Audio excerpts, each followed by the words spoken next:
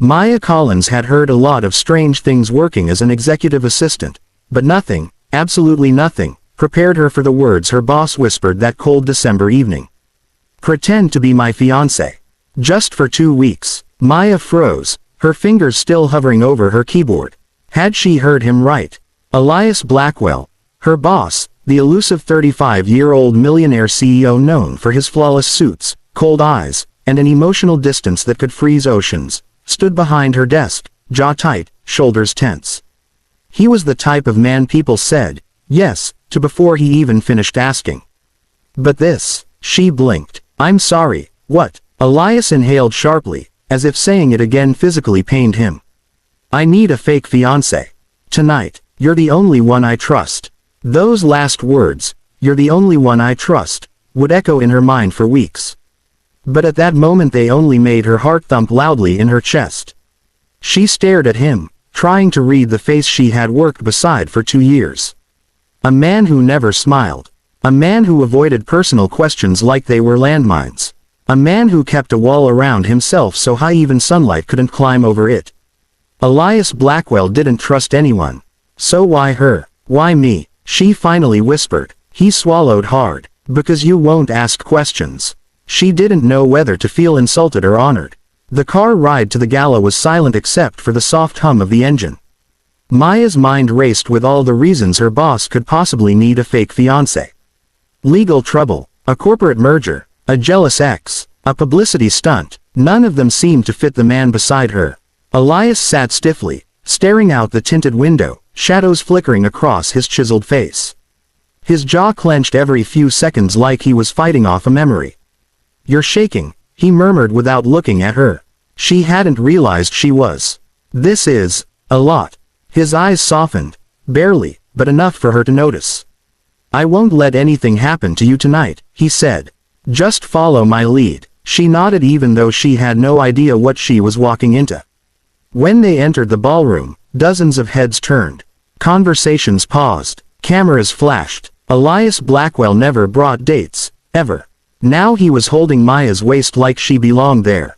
He leaned down, whispering against her ear, "Stay close. Don't leave my side." The warmth of his breath sent a strange shiver through her. But before she could speak, a sharp female voice cut through the room. Well, Elias Blackwell brought a date." Maya turned to see a woman in a glittering silver gown. Older, elegant, with a smile that didn't reach her eyes. "Mother," Elias said stiffly. "Mother." His mother. "I didn't know you were engaged, Mrs. Blackwell said, eyeing Maya with disdain. "Or is this another, temporary phase of yours?" Maya's stomach dropped. Elias's grip tightened on her waist. "She's not temporary," he said sharply. Then, to Maya's shock, he laced their fingers together. The room fell silent. His mother smirked. "Well, congratulations then. But you know how this family works, Elias. When you lie, the truth has a way of destroying everyone around you." Maya felt him stiffen beside her. Something dark flickered behind his eyes. That was the first time she sensed it. Elias was hiding something. Something deep. Something dangerous. The moment they returned to the car, Maya turned to him. "Okay," she snapped. "No more silence. No more mystery. Tell me what this is really about." Elias didn't answer right away. Instead, he placed both hands on the steering wheel, head bowed, breath shaky, so shaky it terrified her. "I didn't want you to see that," he whispered. "Not yet." "See what?" she pressed. "Your mother." "Elias, what aren't you telling me?" He lifted his head slowly, eyes glistening, not with tears but with something heavier. "My family isn't just wealthy," he began. "They're dangerous." Maya's blood ran cold. "What do you mean?" she whispered. He looked at her with a mixture of fear and shame. "My father started an empire built on blackmail, manipulation, and power plays. My mother perfected the art of control. Everything I've built at Blackwell Industries has been my attempt to escape them." A shiver ran down Maya's spine. "But they want me back," he said hoarsely. "And if they get control again, thousands of employees will suffer." "And what does pretending to be your fiancé do?" she asked. He finally looked her directly in the eyes. "It keeps my mother from forcing an arranged engagement with a political heiress. If she controls my marriage, She controls my company. And if she controls the company. He didn't finish the sentence. He didn't have to. Maya exhaled slowly, her fear replaced with something else. Understanding. You're protecting people, she whispered. And you, he murmured. Her heart skipped. I chose you because you're good, Maya. You're honest. You're everything my family isn't. Silence filled the car, heavier than the winter air outside. Then he added, voice barely audible. And because you're the only person I cannot bear to see hurt. Her breath caught. This wasn't the cold CEO everyone feared. This was a man walking through hell, alone. And now, she was part of his fire. For the next week, Maya and Elias played the roles of an engaged couple. But something blurred the line between pretend and real.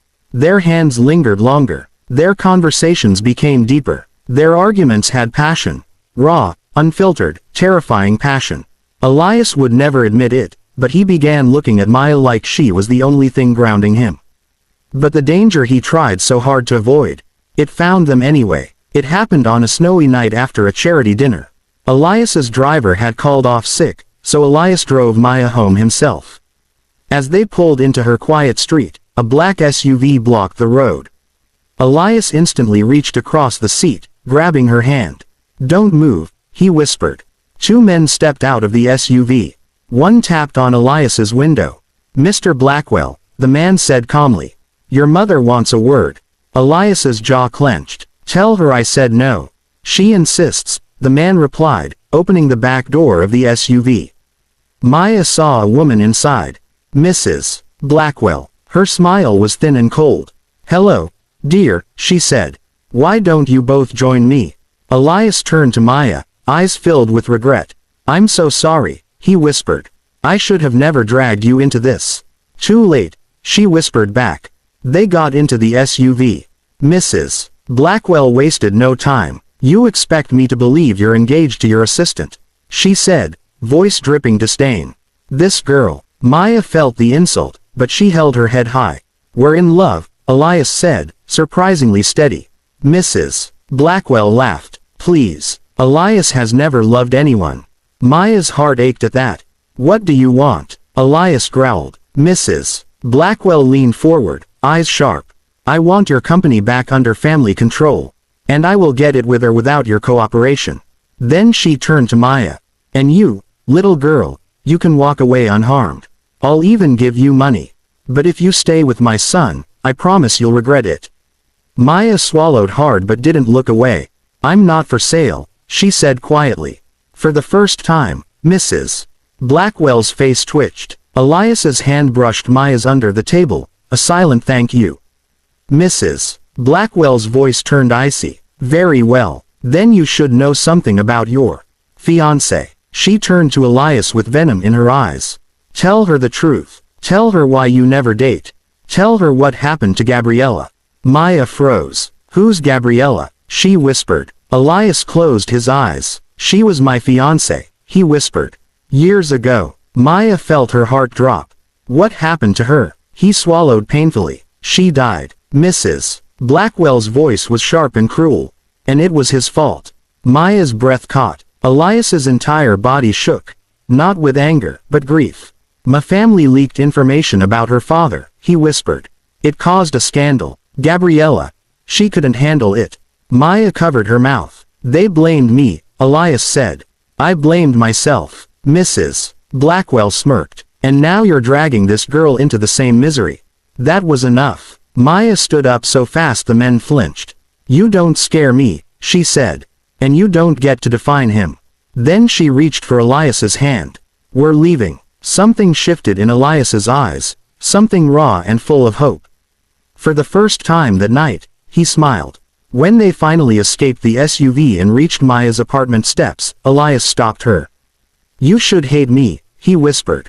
You should run. She shook her head. You're not your parents, she said softly. You never were. His voice cracked. I don't want to pretend anymore, he confessed.